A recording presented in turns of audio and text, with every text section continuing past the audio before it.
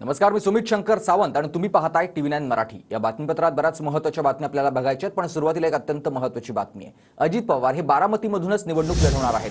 अजित पवार 24 तारखेला आपला उमेदवारी अर्ज दाखल करणार आहेत अशी माहिती सूत्रांनी दिली आहे। आज बारामतीमध्ये शहर पार्टीची कोअर कमिटीची एक बैठक होणार आहे। दादांच्या या बैठकीत दादांच्या सभांचं देखील नियोजन ठरवलं जाणार असल्याची माहिती मिळते आहे।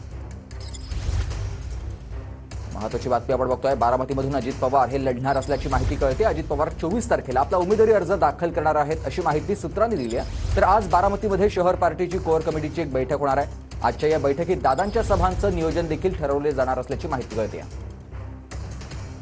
अजित पवार हे 24 तारखेला आपला उमेदवारी अर्ज दाखल करणार आहेत। कार्यकर्त्यांनी देखील अजित पवार यांना अडवून तुम्हीच निवडणुकीमध्ये बारामतीमधून उभे राहावं अशी विनंती केलेली होती आणि त्यानंतर आता अजित पवार हे बारामतीमधून निवडणुकीसाठी उभे राहणार असल्याची माहिती कळते।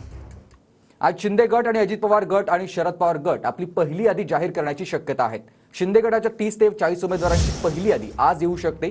अजित पवारांच्या राष्ट्रवादीची ही पहिली यादी आज जाहीर होण्याची शक्यता आहे। अजित पवार, प्रफुल्ल पटेल आणि सुनील तटकरे यांची काल रात्री एक महत्त्वपूर्ण बैठक पार पडलेली आहे। दुसरीकडे राष्ट्रवादी शरद पवार गटाचे 33 नावं देखील निश्चित झालेत अशी माहिती देखील सूत्रांकडून कळते। आज उमेदवारांची पहिली यादी येणार आहे अशी माहिती प्रवीण कुटे यांनी दिली आहे।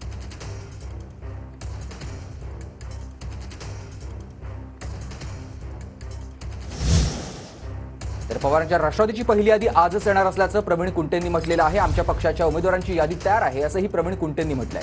विदर्भातील जागांवरून महाविकास आघाडीतील वाद मिटलाय अशी माहिती देखील त्यांनी दिली आहे। च्या पक्षाच्या उमेदवारांची यादी तयार आहे आणि योग्य वेळेला आज आदरणीय जयंत पाटील साहेब किंवा आदरणीय मोठे साहेब बसून निर्णय घेतील। महाविकास आघाडीचा सगळ्या आता इश्यू सुटल्यासारख्या जमा आहे आणि कदाचित आज सायंकाळपर्यंत आमच्या पक्षाची पहिली यादी यायची शक्यता आहे। 3 पक्षांची आघाडी म्हटलं की थोडा गैरसमज होत असतो आघाडीच्या राजकारणामध्ये, पण इतका काय गंभीर प्रश्न आहे असं मला वाटत नाही। निश्चित 1-2 दिवसामध्ये सगळे प्रश्न मिटल्याच जमा येतात। तर पवार गटाची आता संभाव्य यादी आपण पाहूयात।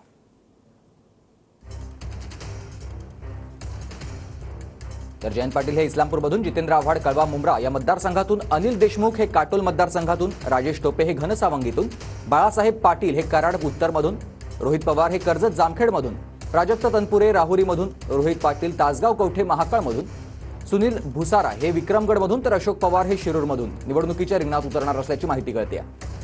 मानसिंग नाईक हे शिराळा, शशिकांत शिंदे हे कोरेगाव, संदीप क्षीरसागर हे बीडमधून, हर्षवर्धन पाटील हे इंदापूरमधून, राखी जाधव घाटकोपर पूर्वमधून, राजेंद्र शिंगणे सिंदखेड राजामधून, तर युगेंद्र पवार हे बारामतीमधून, समरजित घाडगे कागलमधून, राणी लंके या पारनेरमधून, तर रोहिणी खडसे या मुक्ताईनगरमधून उमेदवार असतील। प्रभाकर देशमुख माणखटावमधून, दिलीप खोडपे हे जामनेरमधून, राजीव देशमुख चाळीसगावमधून, अमित भांगरे अकोल्यातून, प्रतापराव ढाकणे हे पाथर्डीतून, दीपिका चव्हाण बागलाणमधून, प्रशांत जगताप हडपसरमधून, सचिन दोडके हे खडकवासलामधून, तर देवदत्त निकम आंबेगाव आणि उत्तम जानकर हे माळशिरसमधून निवडणुकीच्या रिंगणात उतरणार असल्याची माहिती कळते। तर जयंत पाटलांची काल रात्री उद्धव ठाकरे यांच्यासोबत एक महत्त्वाची बैठक पार पडलेली आहे। जयंत पाटील आणि ठाकरेंची मातोश्रीवर रात्री उशिरा 2 तास बैठक झाली। महाविकास आघाडीमधील जागा वाटपावर दोन्ही नेत्यांमध्ये चर्चा झाल्याची माहिती कळते। काँग्रेसच्या केंद्रीय निवडणूक समितीची आज बैठक बोलावण्यात आली आहे। आता आपण 36 जिल्ह्यातल्या महत्त्वाच्या 50 बातम्यांचा वेगवान आढावा घेऊया।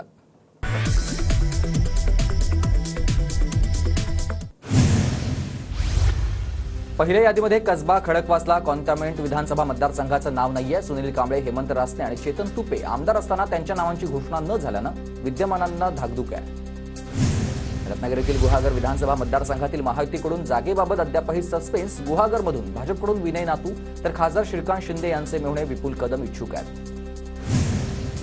सिंधुदुर्ग सावंतवाडी विधानसभा मतदारसंघातील बंडखोरी टाळण्यासाठी पालकमंत्री रवींद्र चव्हाण मैदानात, भाजपचे विशाल परब अपक्ष निवडणुकीच्या रिंगणात उतरण्याची शक्यता, तर आज दोघांमध्ये बैठक पार पडणार। भोर मतदारसंघातून काँग्रेसच्या संग्राम थोपटे यांच्याकडून स्वतःचीच उमेदवारी घोषित। मवियाच्या ज्येष्ठ नेत्यांच्या उपस्थितीत 24 ऑक्टोबरला अर्ज दाखल करणार असल्याचं जाहीर।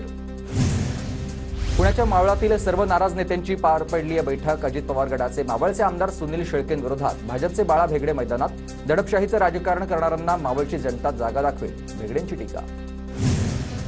भाजपची दुपारी यादी येत्या 2 ते 3 दिवसात येण्याची शक्यता आहे। दुसरी यादी आणि संजय कुटे यांनी ही माहिती दिली आहे। तर विदर्भात भाजप 44 पेक्षा जास्त जागा निवडून येणार, कुटेंकडून विश्वास व्यक्त। पवारांच्या राष्ट्रवादीची पहिली यादी आजच येणार, आमच्या पक्षाच्या उमेदवारांची यादी तयार, प्रवीण कुटे यांचा दावा। 50 खोके एकदम ओके ही घोषणा पुन्हा नाही. हायकोर्टानं रद्द केल्या ठाकरे गटाच्या पदाधिकाऱ्यांविरोधातील एफआयआर. मागील वर्षी अब्दुल सत्तारांच्या ताफ्यासमोर जळगावच्या धरणगाव इथं झाली होती घोषणाबाजी. पुण्यात आज जिल्ह्यातील महायुतीच्या पदाधिकाऱ्यांची बैठक. नाराजी होणार नाही यासाठी बोलावली आहे बैठक. चंद्रकांत पाटील मार्गदर्शन करतील. परिवर्तन महाशक्तीच्या तिसऱ्या आघाडीची आज पत्रकार परिषद. तिसऱ्या आघाडीच्या जागावाटपाचा फॉर्म्युला जाहीर होण्याची शक्यता.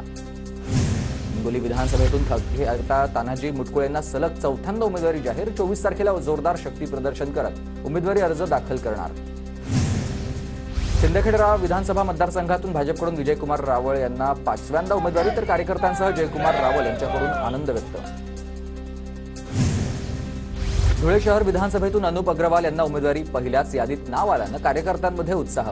अनुप अग्रवाल आणि सुभाष भामरे आणि विधानसभा राज्यवर्धन कदमबांडे यांची सदिच्छा त्यांनी भेट घेतलेली आहे. मीरा भाईंदरमध्ये भाजपच्या नरेंद्र मेहतांनी प्रचाराचं रणशिंग फुंकलेलं आहे. भाईंदर पश्चिममध्ये सभेचं आयोजन करण्यात आलंय. सभेला माजी नगरसेवक, महापौर आणि पदाधिकाऱ्यांची उपस्थिती. दत्ता भरणेंवर आचारसंहिता भंग केल्याचा आरोप. आचारसंहितेच्या काळामध्ये भरणेंवर महिलांना साड्या वाटल्याचा आरोप आहे. निवडणूक आयोगाकडे महारुद्र पाटलांकडून तक्रार. वरोरा विधानसभेची जागा ठाकरे गटाला द्या, कार्यकर्त्यांची मागणी. ठाकरे गटाकडून मुकेश तोडे यांना वरोरा मतदारसंघातून इच्छुक आहे, तर मवियाच्या विदर्भातील 12 जागांवर तेच कायम आहे. यवतमाळच्या उमरखेडा मतदारसंघासाठी आरपीआयचा आग्रह आहे. आरपीआयचे नेते महेंद्र मानकर यांच्या नावाची चर्चा.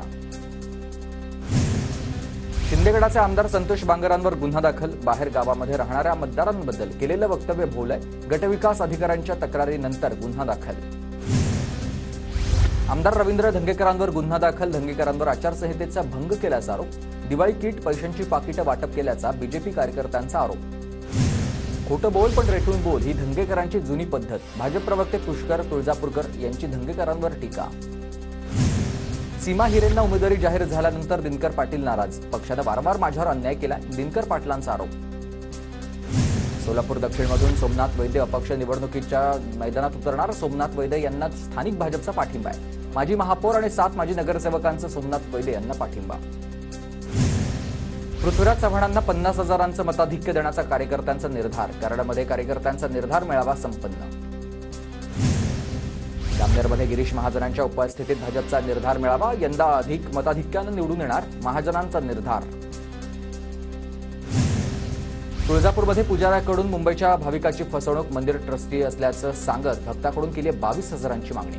धुळे बस स्थानकामध्ये खड्ड्याचं साम्राज्य. बस स्थानकाची दुरुस्ती करण्याची प्रवाशांची मागणी. धुळे शहरात पहिल्यांदा आढळली ऊद मांजर, तर लळिंगच्या वन्यजीव क्षेत्रात ऊद मांजर स्वाधीन करण्यात आली. संपूर्ण महाराष्ट्रात 23 ऑक्टोबरपर्यंत तुरळक ठिकाणी हलक्या ते मध्यम पावसाची शक्यता. नाशिक, अहिल्यानगर, पुणे, सातारा, सांगली, कोल्हापूर, सोलापूर या जिल्ह्यात तुरळक ठिकाणी गारपीट होण्याचा अंदाज आहे. मध्य महाराष्ट्रातील 10 जिल्ह्यात गारपिटीची शक्यता. पुढील 2 दिवसात नाशिक, नगर, पुणे, सातारा, सांगली, कोल्हापूर आणि सोलापूर या जिल्ह्यात गारपिटीची शक्यता आहे.